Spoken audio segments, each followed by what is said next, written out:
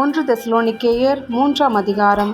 ஆகையால் நாங்கள் இனி பொறுத்திருக்க கூடாமல் அத்தேனே பட்டணத்தில் தனித்துவிடப்படுகிறது நன்மையென்று நினைத்து, இந்த உபத்திரவங்களினாலே ஒருவனும் அசைக்கப்படாதபடிக்கு உங்களை திடப்படுத்தவும், உங்கள் விசுவாசத்தை பற்றி உங்களுக்கு புத்தி சொல்லவும், நம்முடைய சகோதரனும் தேவ ஊழியக்காரனும் கிறிஸ்துவின் சுவிசேஷத்தில் எங்கள் உடன் வேலையாளுமாகிய தீமோத்தேயுவை அனுப்பினோம்.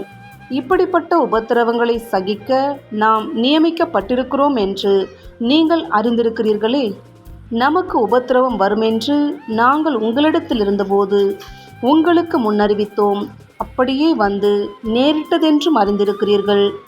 ஆகையால் நாம் இனி பொறுத்திருக்க கூடாமல் எங்கள் வேலை வீணாய் போகத்தக்கதாக சோதனைக்காரன் உங்களை சோதனைக்குட்படுத்தினதுண்டோவென்று உங்கள் விசுவாசத்தை அறியும்படிக்கு அவனை அனுப்பினேன்.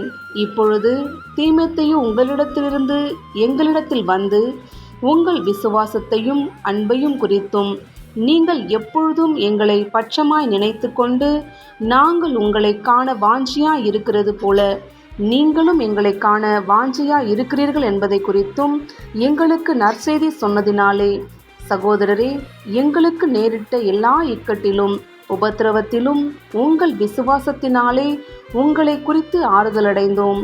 நீங்கள் கர்த்தருக்குள் நிலைத்திருந்தால் நாங்கள் பிழைத்திருப்போம். மேலும் நம்முடைய தேவனுக்கு முன்பாக நாங்கள் உங்களை குறித்து அடைந்திருக்கிற மிகுந்த சந்தோஷத்திற்காக நாங்கள் தேவனுக்கு எவ்விதமாய் ஸ்தோத்திரம் செலுத்துவோம். உங்கள் முகத்தை கண்டு உங்கள் விசுவாசத்தின் குறைவுகளை நிறைவாக்கும் பொருட்டு இரவும் பகலும் மிகவும் வேண்டிக் கொள்ளுகிறோமே.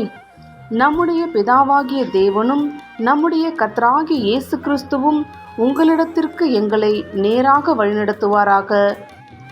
நாங்கள் உங்களிடத்தில் வைத்திருக்கிற அன்புக்கொப்பாய் நீங்களும் ஒருவரிடத்தில் ஒருவர் வைக்கும் அன்பிலும் மற்றெல்லா மனுஷரிடத்தில் வைக்கும் அன்பிலும் கர்த்தர் உங்களை பெருகவும் நிலைத்தோங்கவும் செய்து, இவ்விதமாய் நம்முடைய கர்த்தராகிய இயேசு கிறிஸ்து தமது பரிசுத்தவான்கள் அனைவரோடும் கூட வரும்போது நீங்கள் நம்முடைய பிதாவாகிய தேவனுக்கு முன்பாக பிழையற்ற பரிசுத்தமுள்ளவர்களாயிருக்கும்படி உங்கள் இருதயங்களை ஸ்திரப்படுத்துவாராக.